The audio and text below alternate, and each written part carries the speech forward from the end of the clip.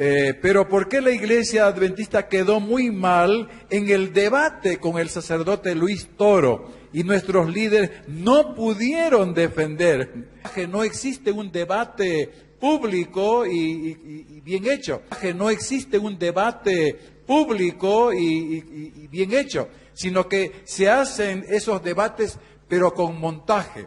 Y aquí la pregunta dice lo siguiente: hoy se habló la historia de la iglesia y se puede mostrar texto, pero ¿por qué la iglesia adventista quedó muy mal en el debate con el sacerdote Luis Toro y nuestros líderes no pudieron defender? ¿Se puede explicar aquí algo? Entero, voy a hablar con usted. Las cámaras están filmando y el mundo entero lo está siguiendo. Usted tiene que demostrarle al mundo entero que la iglesia adventista del séptimo día fue fundada por Jesucristo. Si no fue fundada por Jesucristo, tiene que decir quién la fundó y cuándo. Que no existe un debate. Lo único es que si usted dice que fue fundada por Jesucristo, usted tiene que mostrarme en el año 100, o en el año 200, o en el año 300, en el año 1000. Y aquí la pregunta: ¿dónde estaba esa iglesia? ¿Cómo se llamó un pastor de su iglesia? Para que haya constancia, porque yo puedo decir, pero ¿por qué la iglesia adventista quedó muy mal en el debate con el sacerdote Luis Toro y nuestros líderes no pudieron defender? Y tiene que mostrarle al mundo que esa iglesia es de Jesucristo, que la fundó Jesucristo. Y yo entonces también voy a hacer lo mismo, voy a decir que la iglesia de Jesucristo es esta, por esto y por esto. Bueno, yo no lo conozco, no he visto ese debate. Solo que digo, a cualquier pastor se le puede ir mal en un debate, pero no es a la iglesia que le va mal, es a ese pastor, ¿no? La verdad no se puede rebatir, hermano. A veces Satanás tiene tal argumentación, el enemigo de la verdad tiene tal fuerza de argumento, que puede apabullar al argumento mal elaborado de un pastor adventista. ¿Eso qué tiene que ver? ¿Cuál es tu material que estás mirando? A veces Satanás tiene tal argumentación, el enemigo de la verdad tiene tal fuerza de argumento, que puede apabullar al argumento mal elaborado de un pastor adventista. Ahora va a presentar su iglesia. Mi iglesia es la iglesia adventista, nació en tal fecha, la fundó fulano de tal, está en las Sagradas Escrituras, aquí, este es nuestro fundamento. Y luego yo. A ver, ¿cuál de los dos va a hablar de la iglesia? No, está bien, pero ojo, vamos a debatir sobre un tema. Pero el de la iglesia no lo vamos a debatir. De la iglesia vamos a presentar la iglesia. La iglesia no la vamos a debatir, vamos a presentarla. Porque usted me dice, ¿cómo le creo yo si usted no es la iglesia de Jesucristo?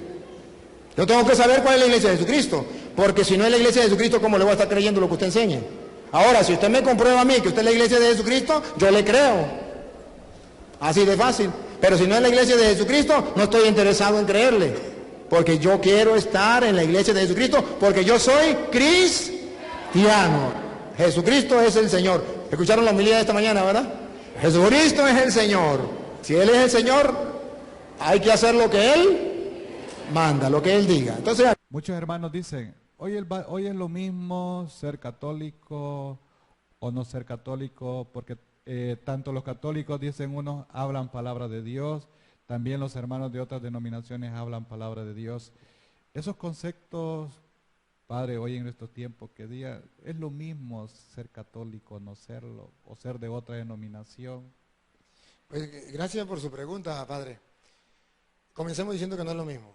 No es lo mismo. Nuestros hermanos separados usan esa técnica, es decir, eso es lo mismo. Pues para que ustedes vean que no es lo mismo, hagan esto. Cuando un hermano separado le diga, es que eso es lo mismo, usted le dice, pues si es lo mismo, véngase el domingo para la iglesia, vamos a misa. Para que se dé cuenta, de una vez usted lo va a descubrir que no es lo mismo. Si fuera lo mismo, pues sería. Igualmente, vamos a suponerle, hay incluso, yo he escuchado a algunos sacerdotes que dicen, eso es lo mismo. Pues vaya a celebrar misa en el culto evangélico, si eso es lo mismo. A ver si lo aceptan. A ver si lo aceptan. No es lo mismo. Solamente que es una manera del diablo engañar. El diablo es padre de toda mentira, lo dice San Juan en el capítulo 8, del versículo 44 en adelante. El diablo es padre de toda mentira y él utiliza la mentira para ir engañando a la gente. Si todo fuera lo mismo, pues entonces no tendría sentido, por ejemplo, que en Hechos de los Apóstoles capítulo 9, del versículo 1 en adelante, Jesucristo el Señor le hubiese dicho a Saulo: Saulo, Saulo, ¿por qué me persigue? Y él dice: ¿quién eres tú, Señor? Yo soy Jesús a quien tú persigues.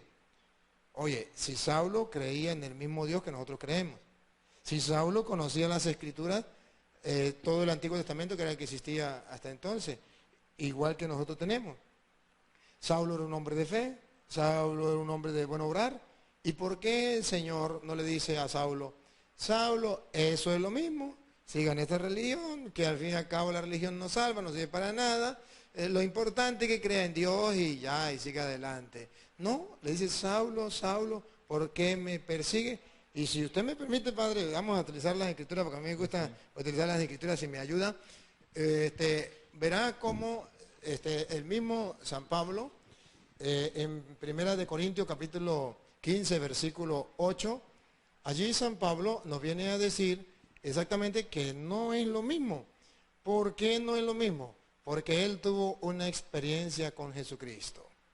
Una experiencia donde Jesucristo le mostró que no era lo mismo. Incluso en esa experiencia que tuvo, según dice 1 Corintios 15, 8, en esa experiencia que tuvo San Pablo, él descubrió que necesitaba una conversión.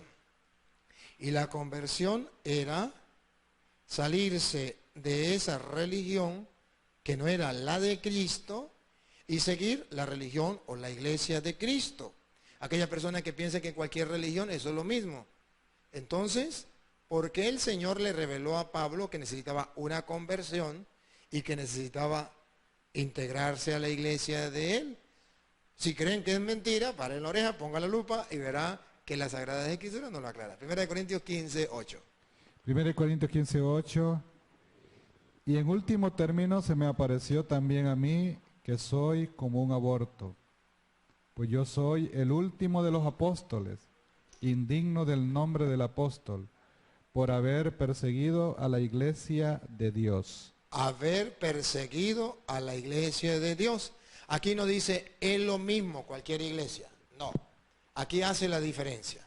Pablo pertenecía a una iglesia, la iglesia judía. Y Pablo perseguía a otra iglesia, la iglesia de Dios. Aquí está la clave. El mundo de hoy necesita una conversión del corazón y de la mente como Pablo. Saber que existe una iglesia del Dios vivo.